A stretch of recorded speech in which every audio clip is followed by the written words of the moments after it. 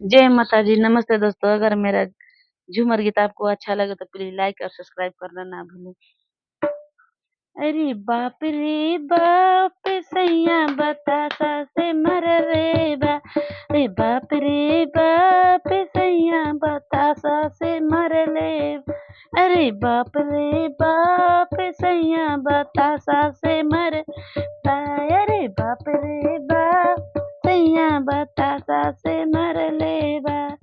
पहिला बतासा हमर गोड़ो प मारा। पहिला बतासा हमर गोड़ मारा। पहिला बतासा हमर गोड़ पर मरल।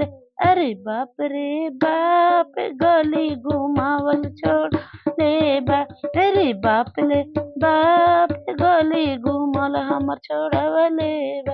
अरे बाप रे बाप, सैया बतासा से मरले बा।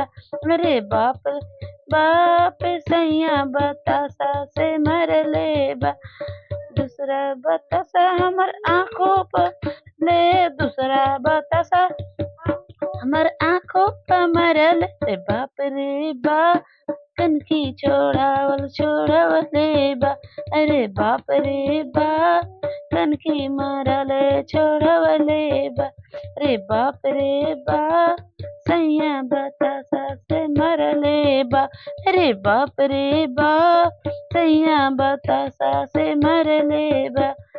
तीसरा बतासा हमर हाथों पे मरले। तीसरा बतासा हाथों पे मरले। अरे बाप रे बाप, बबरी का बारल छोड़वले बा। अरे बाप रे बाप, बबरी का बारल छोड़व बा। अरे बाप रे बाप, सैया बतासा से मरले बा। अरे बाप रे बाप, सैया बतासा से मरले बा। पचवा बतासा कमर पे मरले। पचवा बतासा कमर पे मरले। अरे बाप रे बाप, चौकी पर बैठल छोड़वले बा। अरे बाप रे बाप, चौकी पर बैठल छोड़वले बा। अरे बाप रे बाप, सैया बतासा से मरले बा। अरे बाप रे बाप, सैया बतासा से मरले बा। अरे बाप रे बाप, सैया बतासा से मर।